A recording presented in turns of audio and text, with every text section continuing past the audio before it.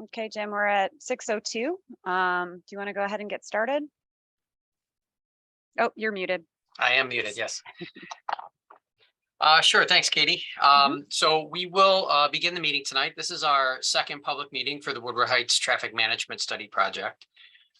This is the latest in an ongoing series of, efforts we've been making around Woodward Heights since about 2018 is when we started. We hired Tool Design over the winter in response to a resident petition project. This project began in really June of this year is when it kicked off. We had a stakeholder walk and a public meeting in July for Woodward Heights residents and the public is at large. Tool took the results of the information that they collected and gathered from those events, and they've been doing analysis and study in the intervening months.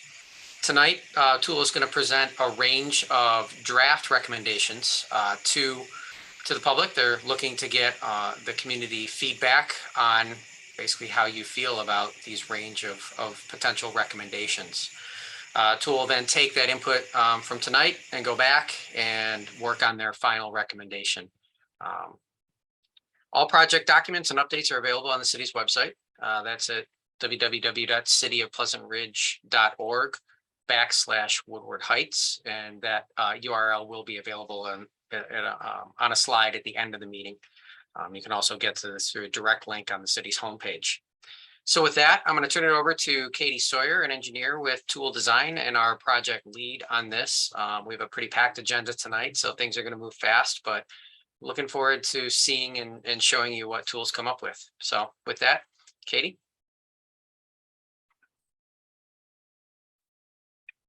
Katie, you're on mute.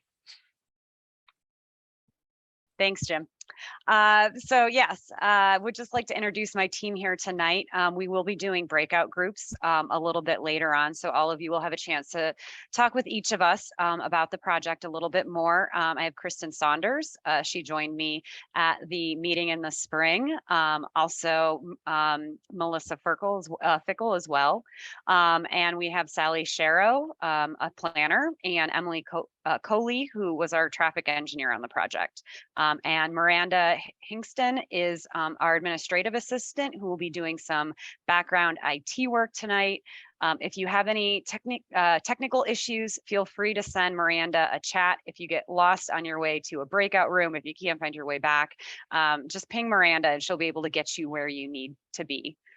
And with that, we'll go ahead and get started. Just a few housekeeping items. This meeting is being recorded. We're going to record this large group presentation in the beginning, and then we are going to record the large group meeting at the very end of the evening. However, during those smaller breakout room discussions, those discussions are not going to be recorded. We want to make sure that everyone feels comfortable talking in that group. We will be taking very good notes. We will be using an online whiteboard application that should help you see everyone else's notes and help you see what we're recording as well. So that should be pretty interesting. Everyone has been muted upon entry. Please use the chat feature if you have any questions, or at the end of the presentation, raise your hand and we can call on you and unmute you. If you drop any questions in the chat during the presentation or at any point, someone from the Tool Design team may be able to just quickly chat back at you that answer, which can save us some time. We do have a lot of things to cover tonight. So with that, the agenda tonight, Kristen is going to give us a little bit of the project background and work to date. She'll be talking about that a little bit. I'll jump in and talk a lot about the alternatives that we have studied since the last meeting. And then we'll have about 30 minutes to break out into those smaller groups to get your feedback on the alternatives that we go over tonight. After that, we'll reconvene as in this group and kind of report back. So we'll hear back from what was discussed in each of those smaller groups, and then we'll talk about next steps and any outstanding questions. So first of all, we're going to jump off with a Mentimeter question. If you can, please go to www.menti.com on your web browser and enter code 53995484. 5484.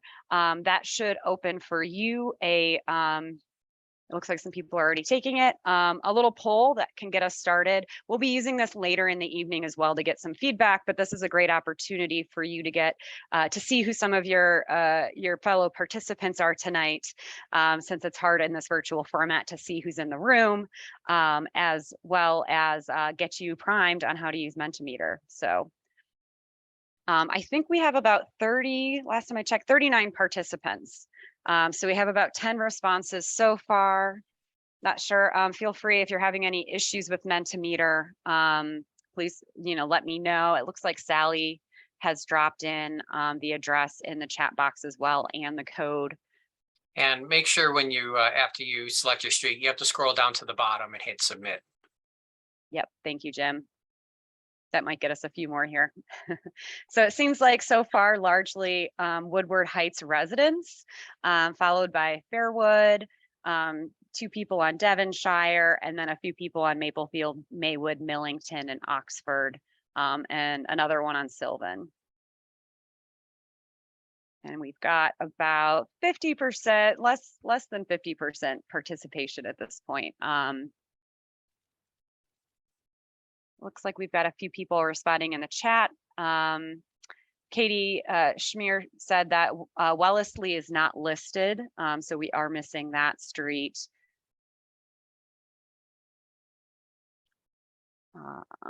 Mary is on Woodward Heights, and Jeremy Noonan is on Woodward Heights as well.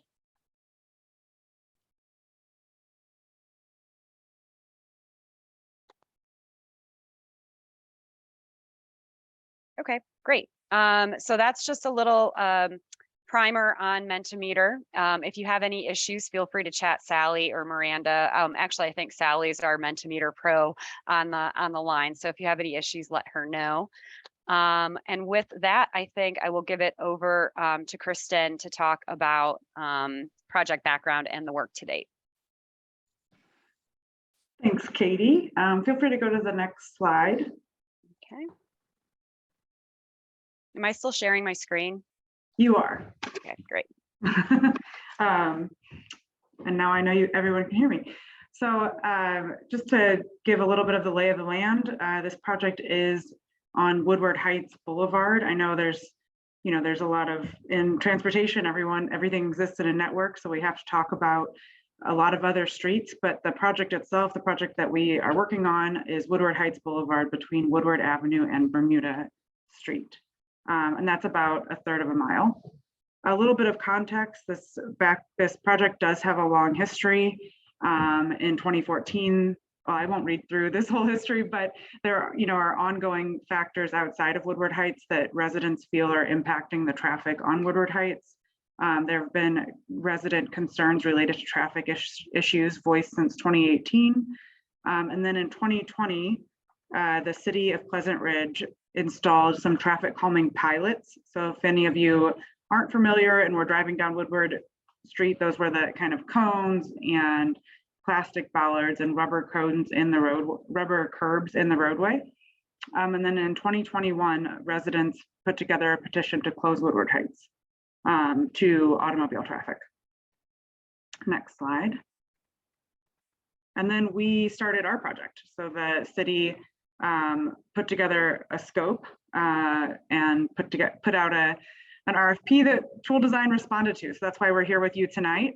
And part of our scope is to review existing data, review a lot of the past studies and reports in the neighborhood. We came to Woodward Heights to do, we did a walkthrough with residents. We actually did 2 walkthroughs. It was really great to learn a little bit more about the neighborhood, a little bit more about the street. We weathered a major downpour in the middle of the walkthrough on a friendly porch. So thank you for hosting us. Thank you for giving us your time. We were able to report a lot of really specific concerns from residents on that walkthrough that we wouldn't be able to get elsewhere. We also hosted a public meeting at the same time and in the evening. And so today we're here to kind of follow up on a lot of that work. We've gone back to our homes and to our jobs and looked at the existing traffic data. We also collected new traffic data and have done some analysis, which you're going to hear a lot about tonight. So just be ready for some traffic talk. But some of the high level goals I want everyone to keep in mind this whole meeting, because we are going to get into some traffic, high level traffic analysis discussions. We might get into numbers and percentages, and it's easy to lose track of the goals.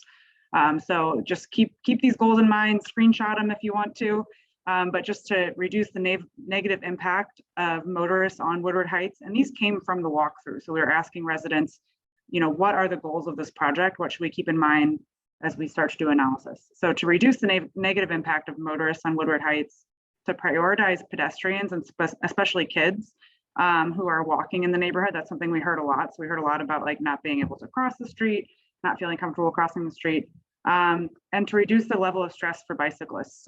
So Woodward Heights does have bike lanes to the east of the project in Ferndale, and there are planned bike facilities on Woodward Avenue. And so this is an existing bike route, and it's even going to become more important in the future. So these are some of the goals of the project. Please keep them in mind as we talk later. And now Katie's going to take you through some of the alternatives that we studied.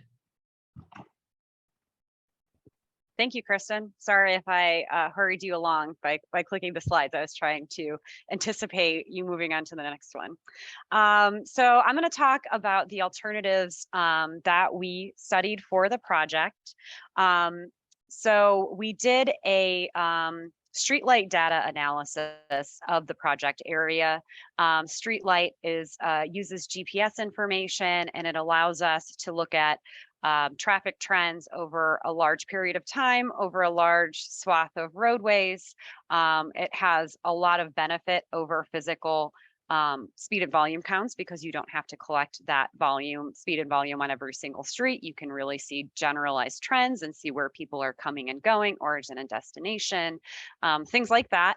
So I'll talk a little bit more about that in a few minutes. The different alternatives that we studied for this project, the first one is non-operational. So just thinking about some of those traffic calming elements. I know that we've kind of introduced earlier this spring, and that the city has piloted in the past, and then looking at some of those diverters and operational changes that may help achieve even, larger impact on Woodward Heights. So that would be a barrier on the west end of Woodward Heights, a barrier on the east end of Woodward Heights, and then looking at one-way operation of the street as well.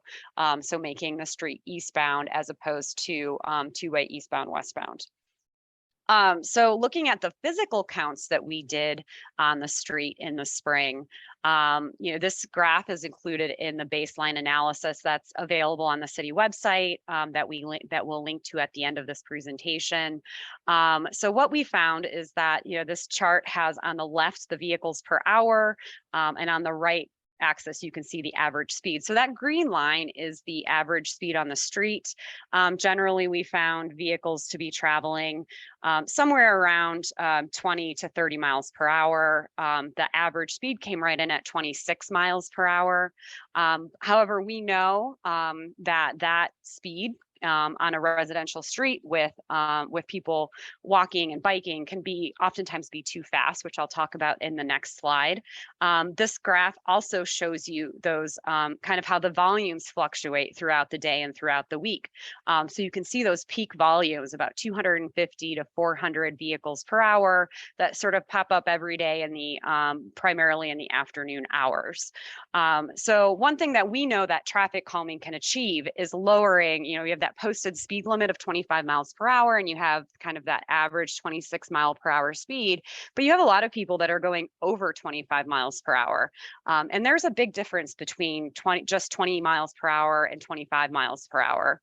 I like this chart. It really helps illustrate the impact to motorists' field of vision and their stopping sight distance. So when a vehicle is traveling at 30 miles per hour, it takes them up to 85 feet to stop. And when you think of intersections along Woodward Heights as they're approaching crosswalks, and if they need to, at 85 feet in advance, they need to see someone trying to cross that street if they're traveling 30 miles per hour.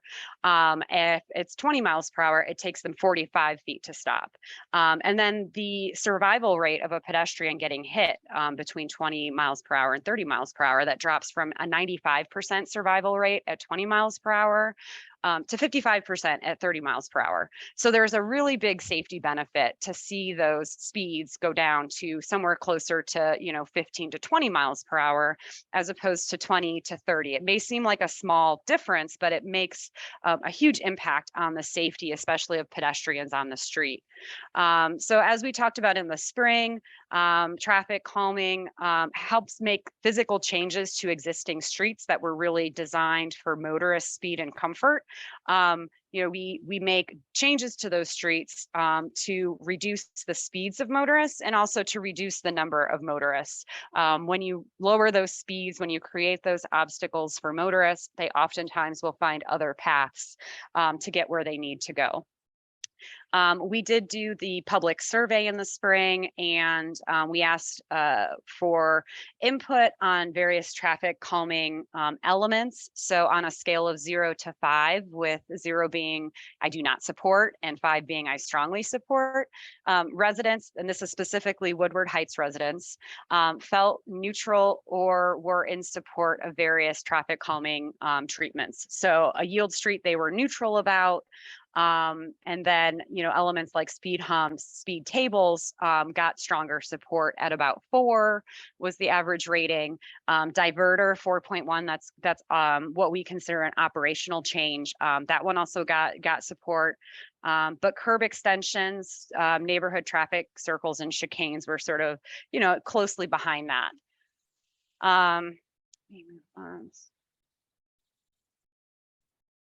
So when we talk about speed tables and speed humps, they can be very cost effective, and we know that they reduce speeds. They generally will reduce speeds anywhere between 5 and 10 miles per hour on a street.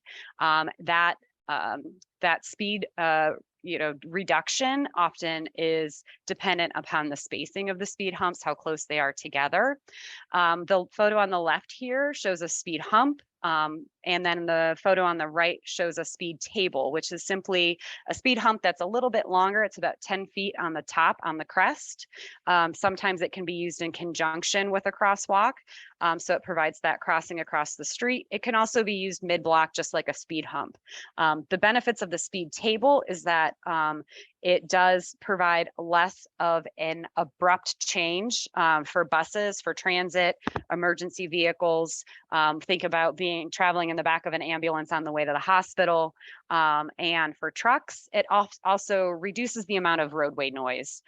Speed humps, you might have a little bit more noise if vehicles are hitting it at a higher speed. The speed humps have that gradual, more gradual treatment. So those are 2 options, and we heard residents on the walkthrough that were really like that idea. The city had piloted a rubber speed hump. They only had a specific location that they were able to install that because of the existing roadway surface. But ideally, if the city was to proceed with permanent speed humps, it would generally be recommended that they install those mid-block and at a spacing of about 250 to 500 feet. Research has shown that achieves that sort of corridor-wide speed reduction. Motorists typically will go over a speed hump about 15 miles per hour. They will increase speed a little bit in between those humps. They'll accelerate some. So that spacing is really important to make sure that you achieve that average corridor speed of about 20 miles per hour. Another option is horizontal deflection. This top image is, both of these are chicanes. The top image is less, a less constructed treatment. It's paint, simply kind of showing where motorists should park to be able to alternate parking on different sides of the street. That's a very simple, low-cost solution. And then there are options for more physical construction that may have impacts on drainage and things like that. So this photo on the left is an option that does not impact existing drainage or inlets. You can see the drainage path on the curb is maintained. So these are generally a little cheaper to construct. And similar to the speed humps, we space these appropriately to get the speed that the target speed that we would want to achieve. The photo on the right is from Mitchell Street in Petoskey, Michigan. This is a median islands and bump outs. So a very typical street section, a very similar street section to Woodward Heights, and they have median islands and bump outs. So the photo on the left here is at an intersection, so there's no parking, and you have that median island. And then the photo on the right is sort of mid-block, where you have the parking. This is a nice option because you're increasing that buffer between the sidewalk and the roadway, so you're providing more comfort for people trying to cross the street. At the intersections, you're reducing that crossing distance. Motorists are more likely to see people that are waiting to cross. And you can really provide a lot more landscaping for the street as well. And we all know that that kind of street enclosure also has the benefit of reducing motorist speeds as well. So for a street like Woodward Heights, that would look something like this. The median islands at intersections, obviously the islands would be spaced and dimensioned to avoid any impacts to people getting into and out of their driveways. There are a lot of driveways on Woodward Heights. So that's something to consider for all of these elements, making sure that driveway access is maintained and that you're not encouraging people to try to park in front of other driveways and things like that. So the taper length has the biggest impact on motorist speed, how fast you're trying to get them to divert from one side to the other. And that design will need to take into account driveways. And then those mid-block chicanes. So shifting parking from one side of the street to the other. Given the parking utilization on one side of the street, I think the street has a great opportunity for doing this. You remove some of the parking, you consolidate it, but you're able to provide that horizontal deflection for motorists to create that friction along Woodward Heights. And so this is what that may look like in corridor treatment, where you have kind of a combination of pedestrian islands at the intersection. You have the yellow areas that are that alternating parking, and then you kind of have motorists, zigzagging back and forth along the street to some degree. And this could even be done in conjunction with speed tables as well, depending on how much you want to slow down that traffic and really create that slower neighborhood street feel. And then looking at our traffic analysis, so it's the operational changes that we've looked at. This is a lot of text to say that traffic analysis it's an estimate. So we're using streetlight data. The vehicle routing scenarios were developed based on the top route analysis and origin destination analysis. And we used Google Maps to determine how people would get rerouted. If you go from point A to point B in Google Maps, which way does it tell you to go? We found that 12% of vehicle trips on Woodward Heights begin or end in Pleasant Ridge. And so we assumed that those trips would continue to route on local streets. The origin destination analysis accounted for 77% of trips on Woodward Heights. The remaining 23% of trips that begin or end in Pleasant Ridge or begin or end at less common origins or destinations. So that's just a little bit of the assumptions that we made while we were rerouting trips through the project area as we looked at different alternatives. So looking at how people travel to and from Woodward Heights, eastbound, there's about 1,780 vehicles per weekday, and that includes about 60 trucks per day. And then in the westbound, it's a little bit higher, 2,360 vehicles per weekday, about the same number of trucks, 60 trucks per day heading in the westbound direction. So looking at those alternatives that we evaluated, option number 2, so 1 is just traffic calming. Option number 2, barrier on the west end of Woodward Heights, so cutting off traffic completely. 3 is a barrier on the east end of Woodward Heights. We looked at one-way eastbound from Woodward Avenue to Bermuda Street. And then we also evaluated, just looking at the impacts to street volumes there. We also looked at making Gainsborough one way in conjunction with the one-way eastbound on Woodward Heights. So for option number 2, the barrier on the west end of Woodward Heights, this is the eastbound rerouting that we assumed. So people trying to get east on Woodward Heights would, if they're coming up north from Woodward Avenue, they would use Oak Ridge, and that Bermuda Street arrow is incorrect. They would actually go up to Woodward Heights and then continue east. Park Boulevard coming over on Sylvan, southbound Woodward Avenue, people using the turnaround and then using Sylvan Ave to get around. Westbound routing, you can see here, coming westbound, they would go north on Sylvan, to Sylvan if they were going north on Woodward Avenue. If they were trying to get south on Woodward Avenue, we assumed that they would use Bermuda Street to Oak Ridge, and then use the turnaround on Woodward Avenue to head south. And this is the kind of the result of the volume changes that we were able to establish from Streetlight. Again, this is not, if we were to make this change tomorrow, we can't guarantee that this would be the, if you go out and count the number of cars, it might not be exact, but this is an approximation based on the Streetlight trends that we are able to gather. And so Woodward Heights between Bermuda Avenue and Indiana would see about a 33% reduction in vehicles. So we reduce the average amount of traffic from, I believe it was a little over 4,000 to 13, we'd reduce that by 1,350 vehicles per day. However, Sylvan would see an increase of 1,830 vehicles per day, which is about 100% increase in what they have today. And then we also assume that a certain percentage of people would go down to Oak Ridge to head south on Woodward Avenue. So that's an increase of about 780 vehicles per day. Bermuda Street, about 630 vehicles per day. We did have existing data on Bermuda Street, so that's about a 44% increase there. So that's the impact of those, of the barrier on the west end of Woodward Heights. When we look at the barrier on the east end of Woodward Heights, I'm not going to talk about the routing as much here because I think you all can kind of get how we do that. All of this information will be included in our recommendation report as well, which is I'm trying to kind of get through all of these alternatives as fast as I can, but you'll be able to read up on these a little bit more.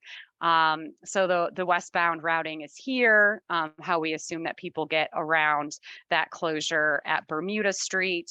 And the volume changes that we found were that the Woodward Heights block from Bermuda to Indiana would see a reduction of about 2,500 vehicles per day. And Sylvan would see an increase of about 1,720 vehicles per day. Fairwood would see an increase of 670 vehicles per day. And Oak Ridge would see an increase of 220 vehicles per day. And Gainsborough would actually see an increase of 2,390 of people trying to get around that closure. And we did make an assumption that some people were going to take Bermuda Street in Ferndale north as well. We also looked at one-way eastbound on Woodward Heights. So just looking at making the street one-way from Woodward Avenue to Bermuda, and then having it be two-way at the Ferndale limit. One of the advantages of this is there's no operational changes to any Ferndale streets as part of this. You can see the westbound rerouting here. I think we're missing the eastbound rerouting, but The volume changes, so we're removing 1,810 vehicles per day on that entire section of Woodward Heights that's becoming one-way eastbound. Sylvan sees an increase of 1,120 vehicles per day. That's the same as Gainsborough, and then Oak Ridge sees an increase of about 110 vehicles per day. Given that that Gainsborough, the increase in volume on Gainsborough, we also looked at making Gainsborough one-way southbound to prevent vehicles from getting around on Sylvan in that manner. One of the downsides of this alternative is that Gainsborough is in the city of Ferndale, so the city of Ferndale would need to make that operational change. So this is the routing and excuse me. This is the volume change here. So again, 1,810 vehicles reduced from Woodward Heights, and then we see 1,270 vehicles on Bermuda Street in Ferndale, and 180 vehicle increase per day on Oak Ridge. And again, we're making operational change to a Ferndale street, and we're also redirecting traffic onto Ferndale streets as well. So that's something to consider. And the city may need to work with Ferndale on that. The big benefit to the one-way operation is that it does create more space on the street. The city of Pleasant Ridge may be able to install bike facilities to connect those existing Ferndale bike facilities east of the project limits to those planned facilities on Woodward Avenue and the service alley as well. So two potential typical sections for that. One is a two-way cycle track. We would recommend it on the south side of Woodward Heights. That is partly because there's less intersections for bikes to cross.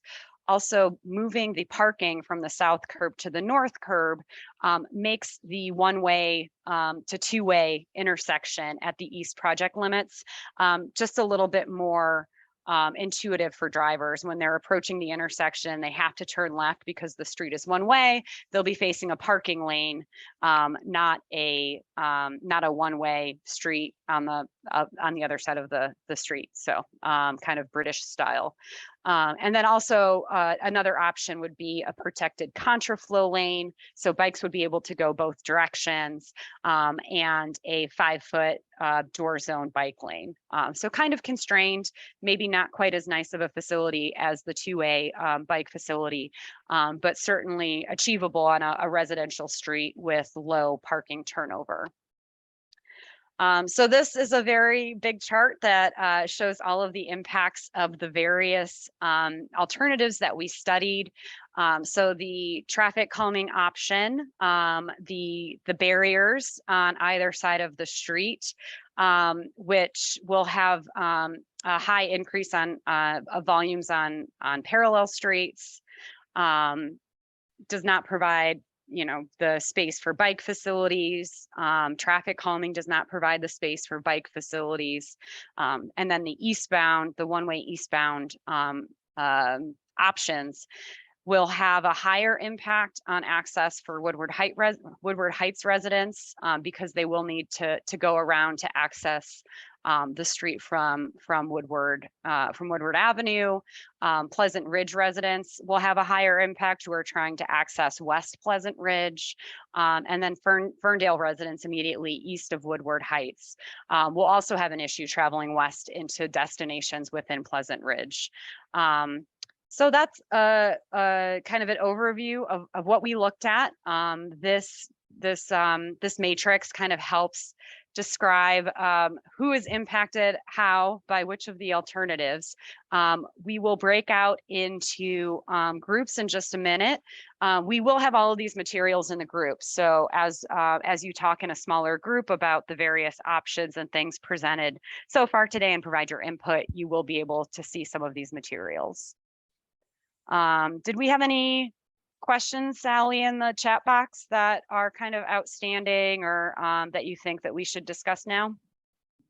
There has not at the moment been any questions in the chat box. I don't know if anybody has any that they want to throw out there before we go into our breakouts, but nothing so far. Yeah, and you'll have an opportunity to ask questions in the breakout group, and then when we come back as a larger group as well. So.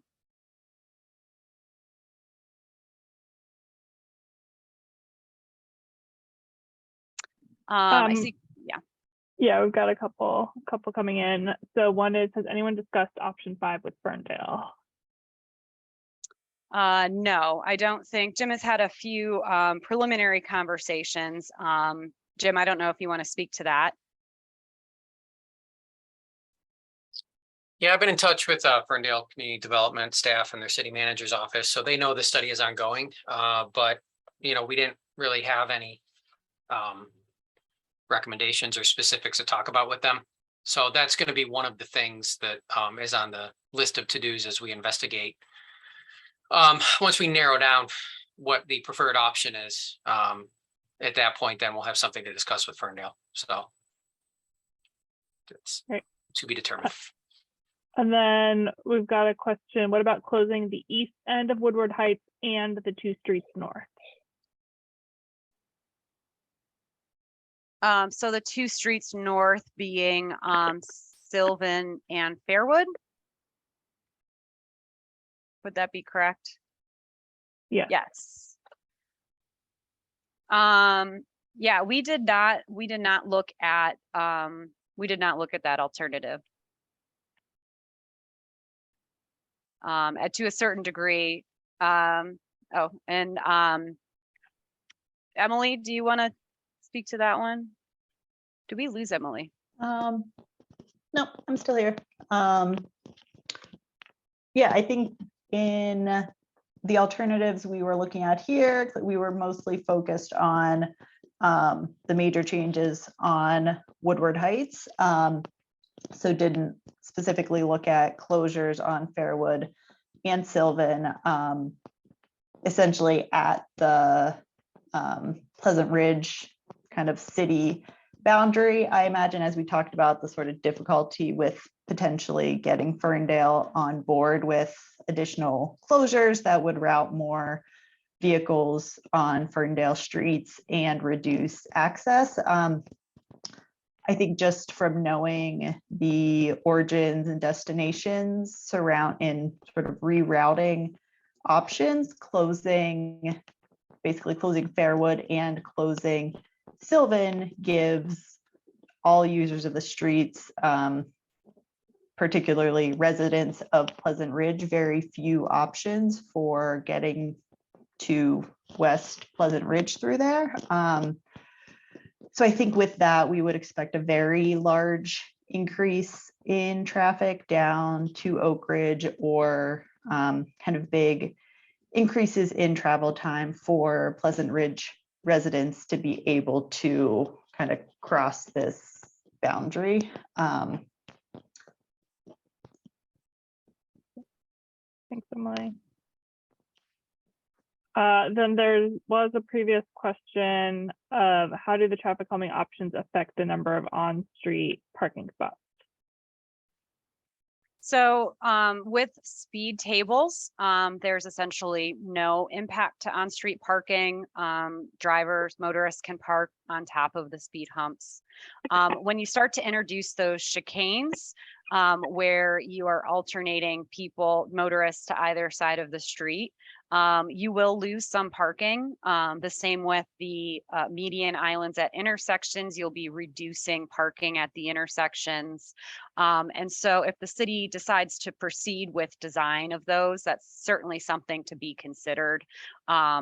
Generally, I would say if you're looking at the chicaning option, alternating on both sides of the street, you'd want to see what your parking utilization is, how often people are using those spaces, and designing appropriately.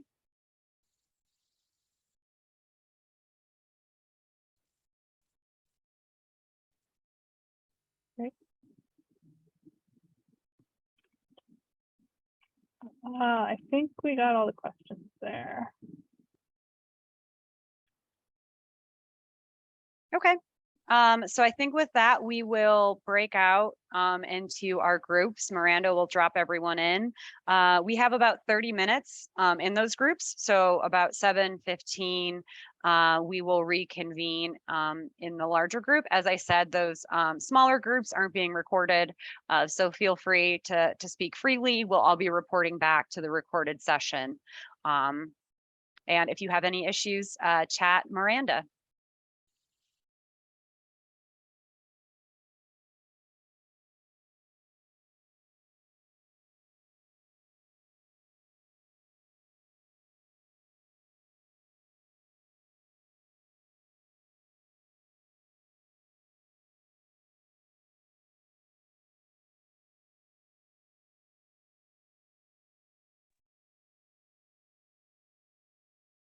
I was caught a little bit by surprise that we got dumped in. I was not paying attention to our timer.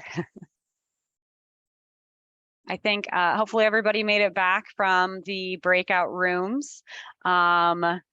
We were going to take just a few minutes and summarize some of the things that we heard in all of those rooms. So I think first, Kristen, do you want to start with your room?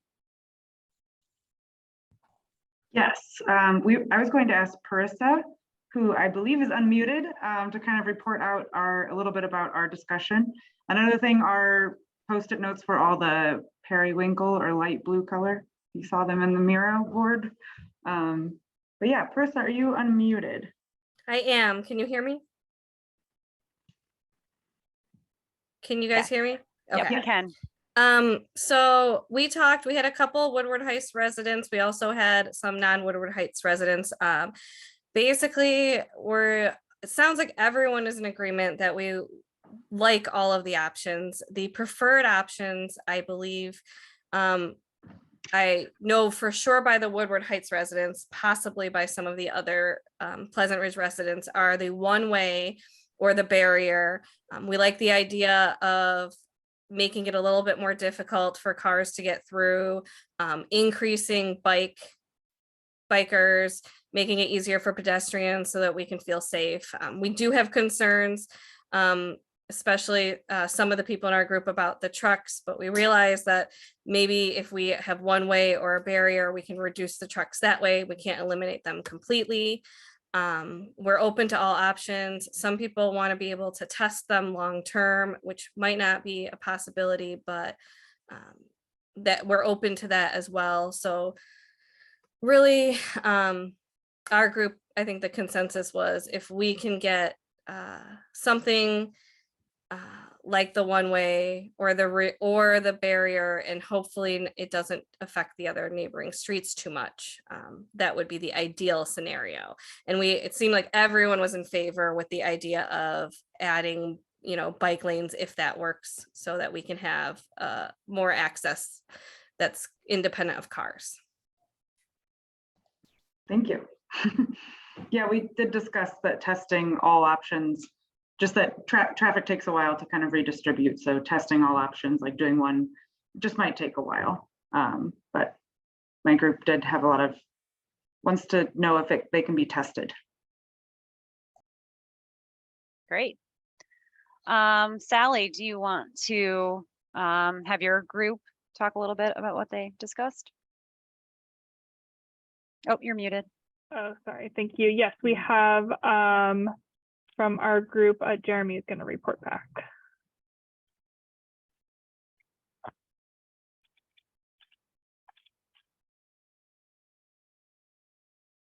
Jeremy, can you unmute? There we go. There you go. Can you hear me? Yeah. Yes, collectively, the concerns were really due to the high volume and the speed of the vehicles on Woodward Heights. Nicholas from Fairwood had concerns that the east end of Fairwood could potentially become a one-way, which might redirect his route to and from work and to the east side. I think there's several of us that were talking about the idea of using speed humps or tables as a means to slow traffic, as the current crosswalks right now do not really slow cars. This is what Alex from Woodward Heights had talked about during our discussion, that he's often seen people just really not even pay attention to people that are trying to cross the street at Bermuda and Woodward Heights. Myself, I believe option 4 would be the better solution with the integration of speed humps and tables.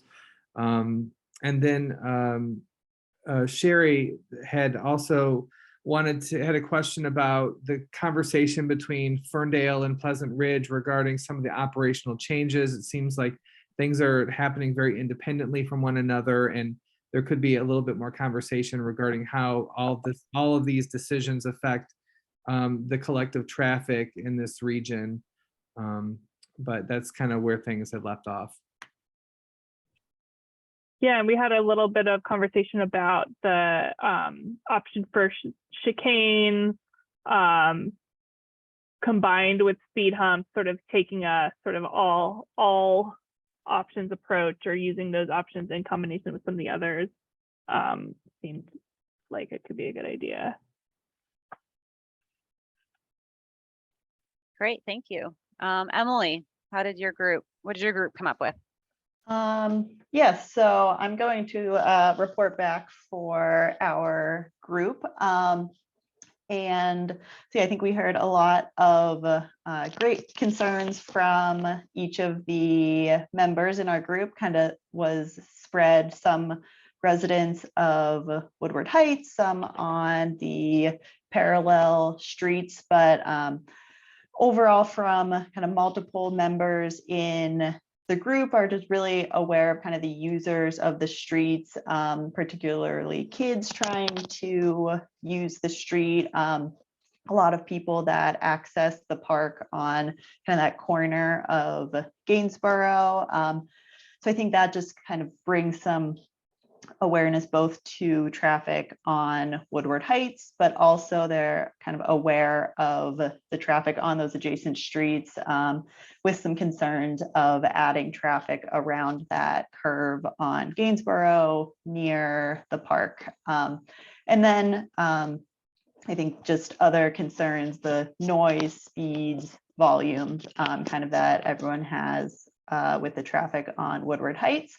But our group definitely acknowledged that sort of it needs to be a kind of community-wide thought in the response to this. And they're aware that sort of you don't just want to shift the traffic elsewhere in Pleasant Ridge and just shift where that problem is happening. It's definitely a complicated problem with the traffic that's on Woodward Heights, but sort of they all acknowledge that we do need to slow down the traffic and decrease the traffic. I think there wasn't one preferred alternative from the group, but just a consensus that something needs done, some kind of big impact solution that won't just kind of put a Band-Aid on sort of the problems that they're seeing. Great, thanks. And Melissa, how about your group? Yeah, we had a great discussion in our group as well. Some of the concerns that were noted included speeding and the volume of traffic on Woodward Heights, like a lot of other folks have said. Also making sure that the street is friendly for pedestrians, especially older members of the community and people with young children. Also noise, not just from trucks, but also from cars and motorcycles who want to go fast and show off. So we liked actually some of the traffic calming alternatives that were discussed. Some feedback was that some of the other alternatives seemed a bit daunting. For example, would people be able to get in and out of their driveways, or would people be able to access their residences with some of the operational changes that were studied? So we talked a lot about speed humps and speed tables, chicanes, and median islands. There was the question of if there was an example of a median island or a chicane somewhere in Southeast Michigan, so that residents could look and say, okay, this is what it would look like on our street. The feedback was that all the ideas are awesome though. And it was interesting, we had a discussion at the end about community. I heard someone else say community, and whether it would be fair to have other streets take some of the burden of these traffic volumes and the traffic noise, or whether it would be neighborly to avoid diverting traffic onto those streets, which some of the alternatives would do. So it was a really interesting discussion. Great, thanks, Melissa. And I believe that just leaves my group. So we had a mix of residents from on Woodward Heights, on Sylvan, and then I believe one resident that was off kind of outside of those streets. As far as concerns, we heard pedestrian safety from two different people. The number of trucks on Woodward Heights was a big concern. Enforcement was an issue. One of the things I brought up to the group, which we didn't mention during the presentation, was, making Gainsborough one-way southbound for a very small section. That may be difficult for enforcement. If there's not a lot of volume on that street, people may decide to kind of scoot around. So enforcement was discussed a little bit. The concern that streets may not have been built for the number of trucks that are on Woodward Heights currently. And motorists obeying stop signs both on Woodward Heights and also Sylvan and other areas in the neighborhood. Motorists not obeying those and kind of rolling through. Definitely an overarching theme that we heard was that it's not fair. Kind of similar to what Melissa was saying, it's not necessarily fair to redirect all traffic from Woodward Heights onto other neighborhood streets. So, solving one street's problem just moves it on to another street. We did hear as far as the options, one person said that they really liked the chicanes, removing parking near intersections for pedestrians. And he felt like that option may also just kind of naturally reduce some of the traffic volumes as people find other ways to get around. We also heard someone say that they like the one-way Gainsborough, and then maybe even take that a step further and close Fairwood and Sylvan as well. So those streets kind of realize some of the benefits from operational changes. Of course, that may just push them onto other streets. Trying to think if there's anything else on here that I missed. I think that's about it for my group. Let me go ahead and pull open our PowerPoint here. So we do have another couple of Mentimeter questions now that everyone has kind of seen the options and have had a chance to talk in the smaller groups and hear other people's opinions. So I'm going to go ahead and share my screen here. Just give me 1 second. So again, you can go to www.menti.com. Sally should be dropping the link and the code into the chat box.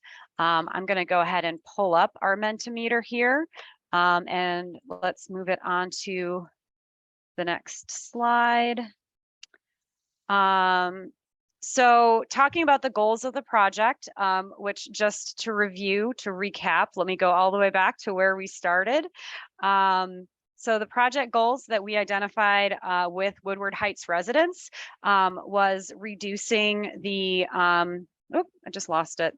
Reducing the negative impact of motorists on Woodward Heights, be that personal vehicles or trucks, prioritizing pedestrians and especially kids, younger members of the community that may be trying to access things like the park, and reducing the level of stress for bicyclists on the street as well. So given those project goals, which of the 5 alternatives do you think is the best option for the city overall? So thinking of your neighbors. So, 1, those traffic calming elements, speed tables, chicanes. 2 and 3 are the 2 different barrier options, making Woodward Heights one-way eastbound, and then 5 is that combination, Woodward Heights one-way and Gainsborough one-way southbound. And then of course 4 and 5 have the option of potentially finding additional space for bike facilities on Woodward Heights. So we got about 14 people. It looks like we have 37 participants. If you are having problems with Mentimeter, you can drop it in the chat. We will have a chat log, so we can also record your feelings that way as well, your opinions.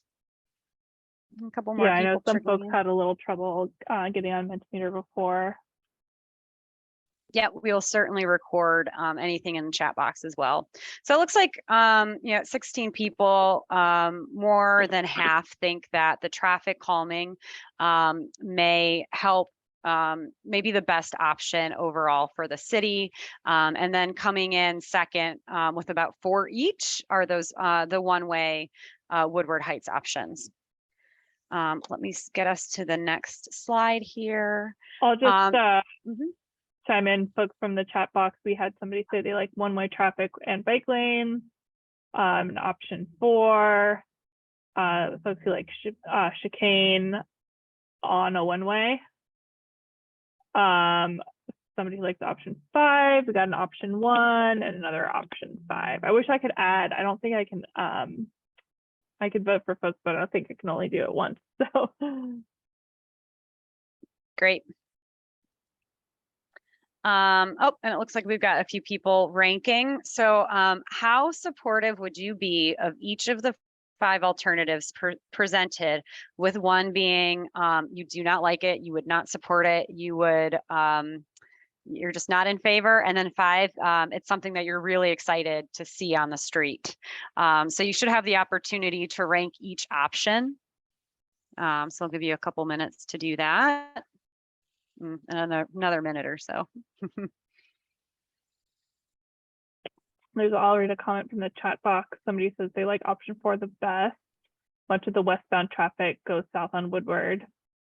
So if drivers took Sylvan, they would need to go north of I-696 to go south. So I don't think Sylvan will pick up as much traffic as streets in Ferndale.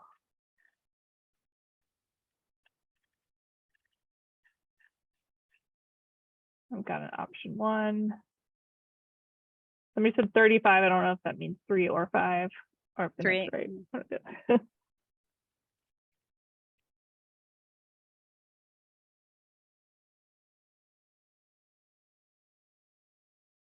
Okay, so at about 17 people, it looks like the one coming in as far as, from a ranking perspective of having sort of the most support would be that non-operational traffic calming. 4 and 5, the one-way operation with Gainsborough operational change are kind of a neck and neck together. And then there is some support for the barrier options as well, 2 and 3.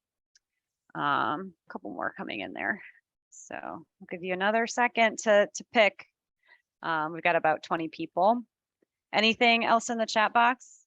Yeah, Sally? we had, let's see, there was a question of if non-Woodward Heights residents are commenting on this. Yes, we have everybody commenting on this.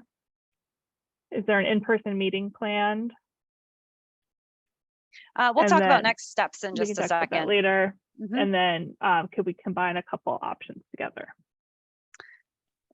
Yeah, I know it sounds like one person had said in the chat box combining one way on Woodward Heights with the chicane, for example. Certainly an option if you were to make this whole street one way today and it's very wide by, you're removing that opposing travel lane, you might actually see speeds increase because the perceived width of the roadway is much bigger.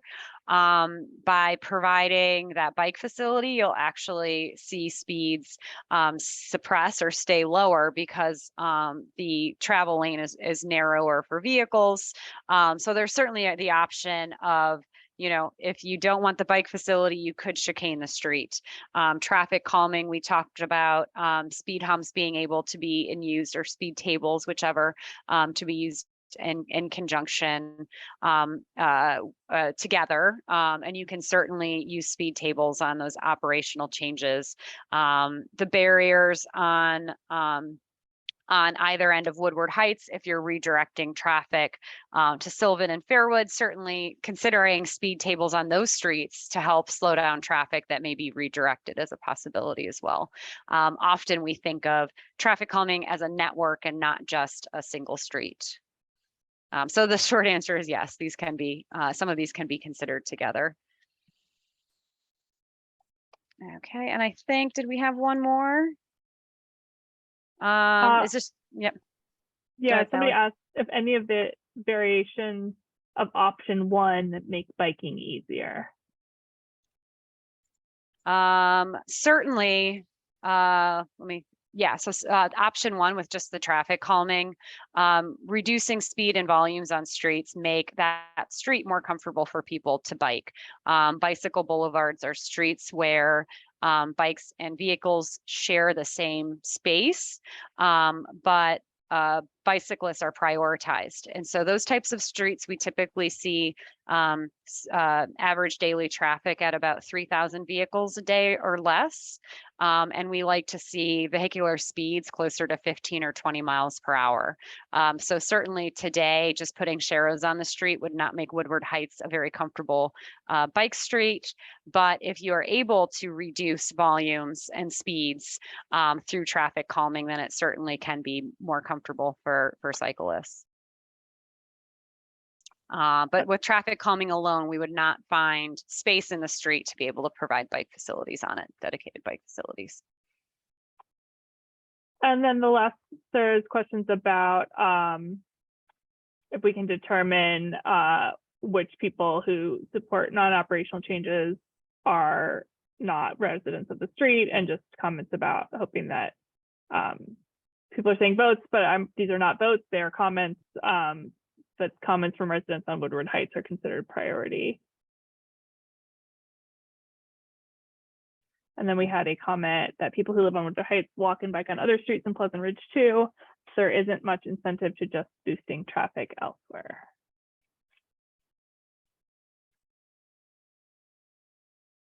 Yeah, so Sally, let me know if I'm incorrect here, but as far as the Mentimeter questions tonight, we aren't separating those based on which streets people live on.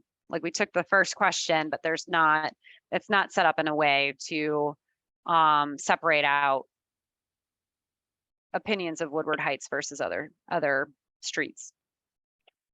Depending on if people left and came back into the Mentimeter, we might be able to cross-reference it, but I'm not entirely sure.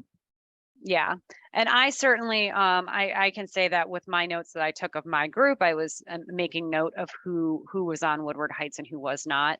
At the beginning of this project, we did identify Woodward Heights residents as the ultimate stakeholders of this project. So we are definitely considering those opinions to be, a little higher than all residents of Pleasant Ridge.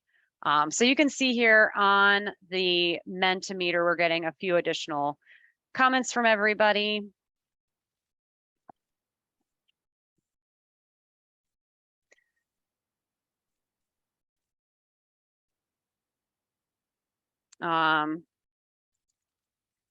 So I think that's the end of the Mentimeter. Let me go back to our presentation here. I think we just have our kind of final follow-up slides, kind of next steps. Open up my slides here. So our next steps for tool design, we will be writing our final recommendation report that will include our traffic analysis, a description of our assumptions and things that we found, along with our final recommendation to the city. That is due to the city later in late October. The city will post that final report to their website, so everyone will be able to review that and take a look at it. And then in November, the City Commission will meet to review the recommendations and determine the city's next steps from there, whether they want to proceed with tool design's recommendation and sort of what those next steps will entail, whether will need to be design and additional funding and things like that. You can check for project updates at the city website for the project. The city will be posting that that final report again later in October. And I believe if you signed up for email notifications, you will get an email blast about that as well. Jim, is there anything you wanted to add as far as next steps? No, really, the next checkpoint's going to be the city commission meeting in November. And that'll determine the course of action we take going forward. That's going to be the beginning of the implementation process. So I don't know, I don't know where this will go after November. That's going to be up to the city commission, and I'm sure it'll be a discussion. Great, thank you, Jim. We're about 7 minutes over. I think we were planning to wrap up about 7:30. Are there any questions from the group on next steps or things that you can expect to see in the next month or two? Please raise your hand and we can unmute you.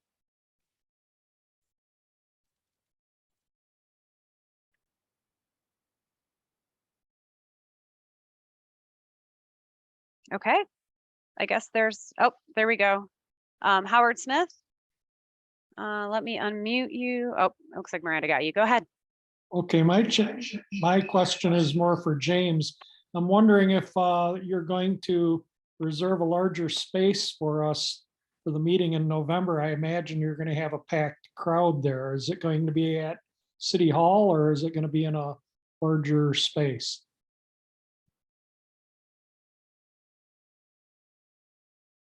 That is to be determined, Howard.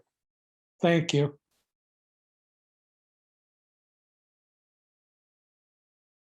Okay, anyone else? All right, well, thank you all for your time. I appreciate it both earlier in the process and now. We will be writing our recommendations up and you'll be seeing that report later in October. Thank you so much. Have a great evening.